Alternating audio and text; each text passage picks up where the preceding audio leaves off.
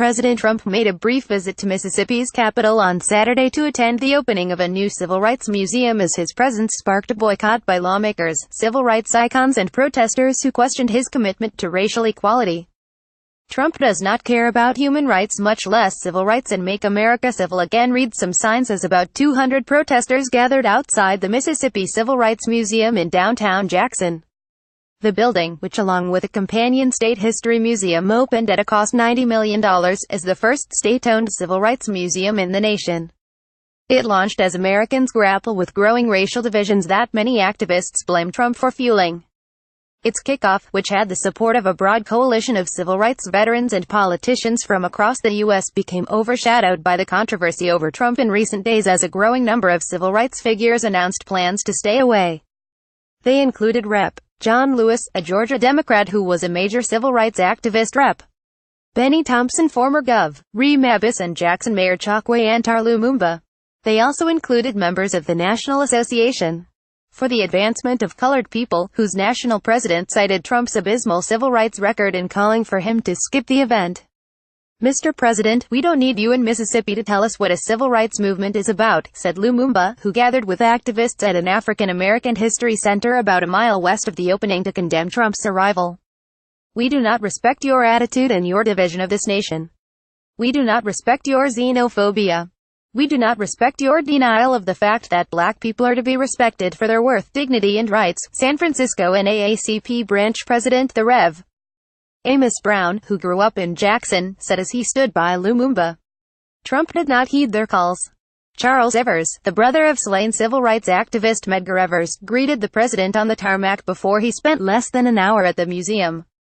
U.S. Housing and Urban Development Secretary Ben Carson joined Trump. Mississippi Gov. Phil Bryant, who invited Trump to visit, and Reuben Anderson, the state's first black Supreme Court justice, gave the two a brief tour that included an exhibit on the Freedom Riders who rode public transit to challenge illegal segregation. The museum dives into the history of the civil rights movement in the state between 1945 and the 1970s, including major national turning points such as the brutal murder of Emmett Till outside Money, Miss, in 1955.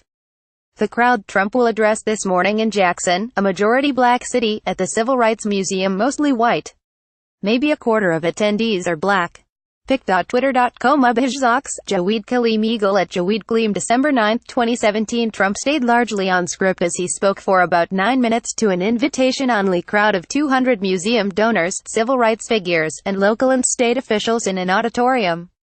Event organizers initially expected Trump to speak at a larger outdoor public event before the White House said his presence would be more limited in what appeared to be a concession to protesters.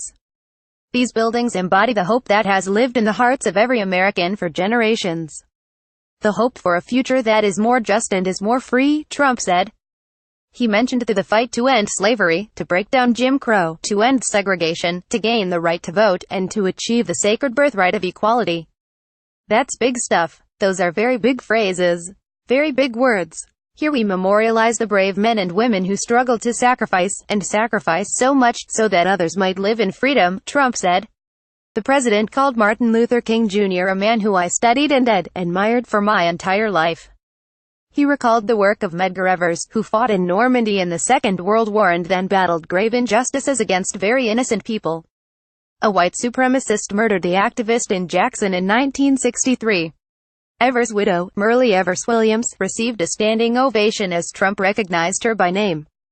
In contrast to the majority black city and nearly all-black crowd of more than 1,000 people who had gathered at the outdoor ceremony, the group Trump addressed was mostly white.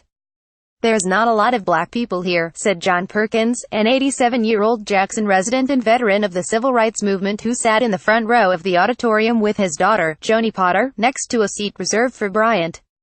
"For me personally, it's like an Ebenezer, a new beginning. And I hope this can be symbolic of a time for reconciliation.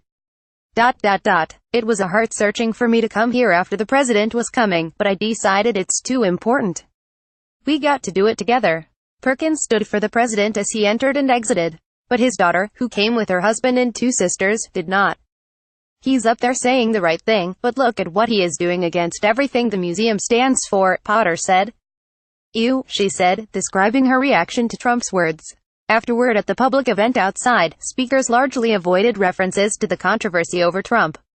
"Today, we are being challenged almost as much as when Medgar Evers was alive," said Everett Williams, who spoke at length to praise the museums. Gladys Bunzi of Jackson, Mississippi, protests Saturday against President Trump. Jeff Amy, Associated Press. Trump has repeatedly stumbled with race and faced challenges that he enables racism through his tweets, statements and policies. He opened his presidential campaign by calling Mexican immigrants criminals and rapists, and later promised to ban all Muslims from entering the U.S. Athletes have accused the president of picking racially charged fights with black sports stars whom he mocks for kneeling during the national anthem to protest police brutality. Republicans came out against Trump after he suggested neo-Nazis at a deadly march in Charlottesville, VA, included very fine people. Federal courts have repeatedly knocked down his travel ban for illegally targeting Muslims, though the Supreme Court recently revived it. His standing among minorities has also suffered. A new Quinnipiac University poll found that 57% of Americans said Trump did not respect racial minorities as much as white people. The poll found that 86% of African Americans hold that view. White House spokesman Raj Shah pushed back against the protests and accusations of racism. "It's a little unfortunate that a moment like this, that could be used for unification and bringing people together, some folks are choosing to play politics with it," Shah said. Trump has always condemned racism, violence and bigotry and hatred in all forms, Shah added. Philemon Williams, a black Jackson resident and Trump supporter who wore a Make America Great Again shirt to the opening, agreed. "We need him. He's our president. We got to give him respect. I don't have no problem with him," said Williams, 51. "There are racists here and everywhere, but that's not his fault." But Nikki Nichols, a 34-year-old white Jackson resident, said she did not believe the president was sincere in his condemnations. She joined demonstrators outside the museum security perimeter, some of whom took to their knees to support the anti-racism protests ignited by former San Francisco 49ers quarterback Colin Kaepernick. The position of the President of the United States is generally regarded as a respectable individual who strives to ensure the safety and security of the nation and its citizens, Nichols said. Donald Trump has consistently failed to live up these standards and has also repeatedly chosen to use his position to belittle not only those whose values he does not support, but to belittle American citizens. 5:20 p.m. This article was updated throughout with details of Trump's visit and reaction from attendees at the museum opening.